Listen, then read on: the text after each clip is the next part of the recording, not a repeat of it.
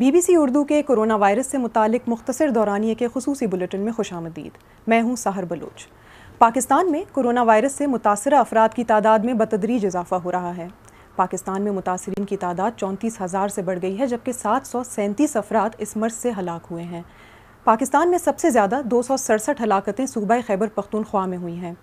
گزشتہ 24 گھنٹوں میں پاکستان میں 2,200 سے زیادہ نئے مریض سامنے آئے ہیں، جو کہ اس وبا کے منظر عام پر آنے کے بعد سے کسی ایک دن میں متاثرین کی سب سے بڑی تعداد ہے۔ وزیر اعظم عمران خان کی جانب سے لاک ڈاؤن کے مرحلہ وار خاتمے کے اعلان کے بعد سے متاثرین کی تعداد روز بروز بڑھتی جا رہی ہے۔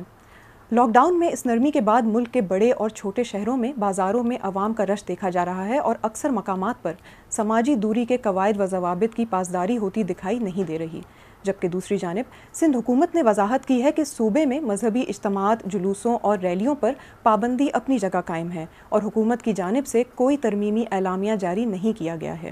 یہاں یہ واضح کرنا بھی ضروری ہے کہ گزشتہ روز سندھ میں 18 اموات ریکارڈ کی گئی ہیں۔ دوسری جانب پاکستان میں شعبہ ہوابازی کے نگراں ادارے سول ایویشن اتھارٹی نے اندرون ملک پروازوں پر عائد پابندی میں 29 مئی تک توسیع کا اعلان کیا ہے۔ ترجمان سول ایویشن اتھارٹی کے مطابق اس پابندی کا اطلاق 29 مئی کی رات 12 بجے تک ہوگا۔ پنجاب میں کورونا وائرس کے متاثرین کی بات کریں تو صوبہ پنجاب میں گزشتہ 24 گھنٹوں کے دوران مزید 1390 افراد میں کورونا وائرس کی تشخیص ہوئی ہے۔ 1390 افراد میں کورونا وائرس کی تشخیص ہوئی ہے، جس کے بعد صوبے میں مصدقہ متاثرین کی کل تعداد 13,200 سے زائد ہو چکی ہے۔ قدرتی آفات سے نمٹنے کے صوبائی ادارے PDMA کے مطابق منگل کو صوبے بھر میں مزید 3 افراد ہلاک ہوئے ہیں اور اب پنجاب میں ہلاکتوں کی مجموعی تعداد 214 ہو چکی ہے۔ دنیا بھر میں کورونا وائرس سے متاثرہ افراد کی بات کریں تو اس وقت متاثرین کی تعداد 42 لاکھ سے بڑھ گئی ہے، جبکہ 2,89,000 سے زائد افراد اس سے ہلاک ہو چکے ہیں۔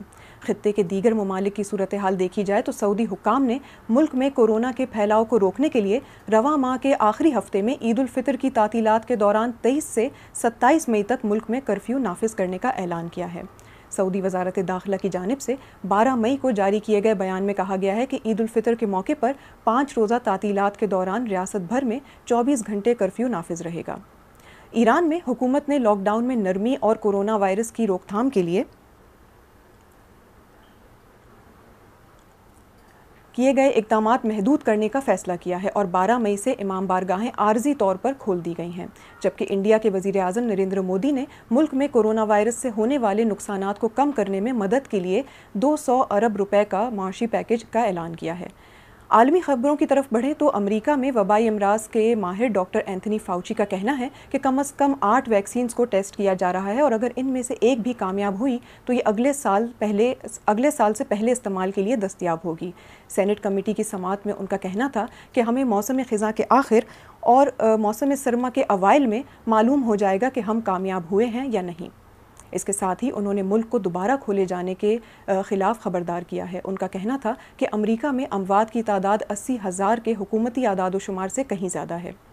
مشرق وسطیٰ کی بات کریں تو اسرائیل نے کووڈ-19 سے نمٹنے کے لیے نگرانی کی ٹیکنالوجی کا وسیع پیمانے پر استعمال کیا ہے، جبکہ دنیا بھر کے ممالک پر پرائیویسی اور انفیکشن کی مانیٹرنگ کی بحث میں الجھے ہوئے ہیں۔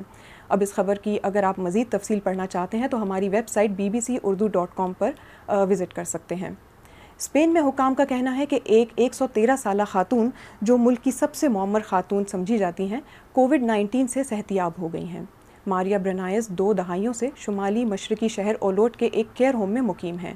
ماریا میں کورونا وائرس کی تصدیق مارچ میں اسپین میں لاک ڈاؤن نافذ ہونے کے فوراً بعد ہوئی تھی، جس کے بعد وہ سیلف آئسولیشن میں چلی گئیں، مگر سیلف آئسولیشن میں ہفتوں گزارنے کے بعد وہ اب صحتیاب ہو چکی ہیں۔ اس کے ساتھ ہی اس مختصر دورانیے کے بلیٹن کا وقت ختم ہوا۔ اگر آپ کورونا وائرس کے بارے میں کوئی بھی سوال کرنا چاہتے ہیں تو آپ سوشل میڈیا کے ذریعے ہم سے پوچھ سکتے ہیں۔ ہماری کوشش ہوگی کہ ماہرین کی آراء کی روشنی میں آپ کے سوال کا جواب دے سکیں۔ آپ اپنا خیال رکھیے اور محفوظ رہیے۔